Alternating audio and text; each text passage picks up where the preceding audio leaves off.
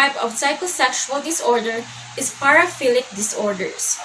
Paraphilias are patterns in which people repeatedly have intense sexual urges or fantasies or display sexual behaviors that involve objects or situations outside the usual sexual norms. For the diagnosis checklist, for at least 6 months, individual experiences recurrent and intense sexually arousing fantasies, urges, or behaviors involving objects or situations outside the usual sexual norms. So that is non-human objects, non-genital body parts, the suffering or humiliation of oneself or one's partner, or children or other non-consenting persons. Then the second checklist is individual experiences significant distress or impairment over the fantasies, urges, or behaviors. So the types of paraphilic disorders are fetishistic disorder, transvestic, exhibitionistic, voyeuristic, futuristic, pedophilia, sexual masochism disorder, and sexual sadism disorder. Fetishistic disorder, it is a common paraphilic disorder. So, these disorders are recurrent intense sexual urges, sexually arousing fantasies, or behaviors that involve the use of non-living object or non-genital body part. So it is more common in men than in women, and it begins in adolescence. So anything can be fetish. Women's underwear, shoes, and boots are particularly common. So some people with this disorder steal in order to collect as many of the desired objects as possible. So the object may be touched, smelled, burned, or used in some other way while the person masturbates. Or the person may ask a partner to wear the object when they have sex. So psychodynamic theories view fetishes are defense mechanisms that help people avoid the anxiety produced by normal sexual contact.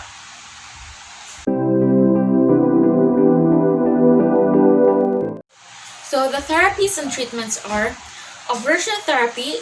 An electric shock was administered to the arms or legs of participants with this disorder while they imagine their objects of desire. So another aversion technique, covert sensitization. People with fetishistic disorder are guided to imagine this pleasurable object and repeatedly to pair this image with an imagined aversive stimulus until the object of sexual pleasure is no longer desired. Another is masturbatory satiation. The client masturbates to orgasm while fantasizing about a sexually appropriate object, then switches to fantasizing in detail about fetishistic objects while masturbating again and continues the fetishistic fantasy for an hour. So the procedure is meant to produce a feeling of boredom, which in turn becomes linked to the fetishistic object. So another therapy is the orgasmic reorientation. It teaches individuals to respond to more appropriate sources of sexual stimulation. Another type of paraphilic disorder is transvestic disorder. So it is also known as transvesticism or cross-dressing. They feel recurrent and intense sexual arousal from dressing in clothes of the opposite sex. So those who do are usually brought in by an unhappy spouse or referred by courts or self-referred out of concern about experiencing negative social and employment consequences. So some cross-dressers present for treatment of comorbid gender dysphoria, substance abuse, or depression. So these are the therapies and treatments. Social and support groups, sometimes psychotherapy when indicated, is aimed at self-acceptance and modulating risky behaviors. So there is no drugs that are reliably effective.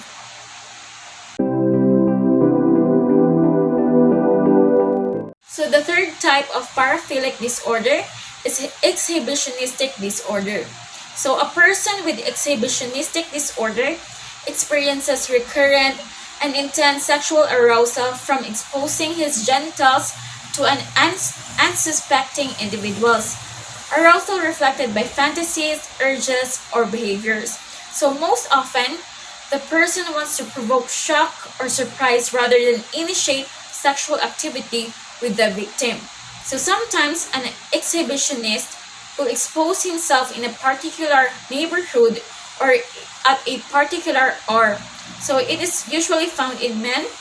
So the risk factors for the development of exhibitionistic disorder in males include antisocial personality disorder, alcohol abuse, and an interest in pedophilia. So, other factors that may be associated with exhibitionism include sexual and emotional abuse during childhood and sexual preoccupation in childhood. So, the therapies and treatments are aversion therapy, masturbatory satiation, orgasmic reorientation, social skills training, and last, the cognitive behavioral therapy.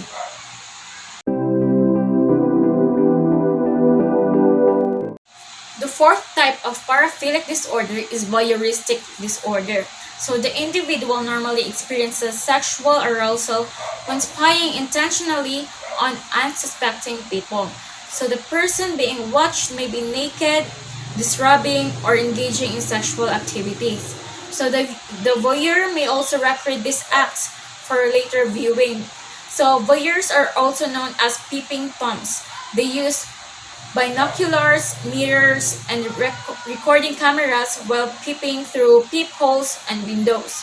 So psychodynamic clinicians propose that people with voyeuristic disorder are seeking by their actions to gain power over others, possibly because they feel inadequate or are sexually or socially shy. So certain risk factors tend to coincide with a person becoming a voyeur, including substance abuse, sexual abuse, and being hypersexualized. So the therapies and treatments are psychotherapy such as cognitive behavioral therapy, support groups, and antidepressants.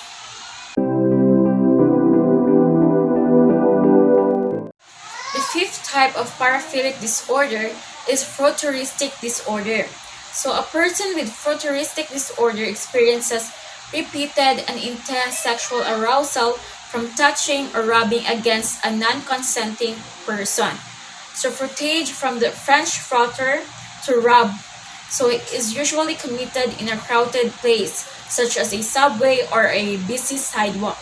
So the person, almost always a male, may rub his genitals against the victim's thigh or buttocks or fondle her genital area or breast with his hands.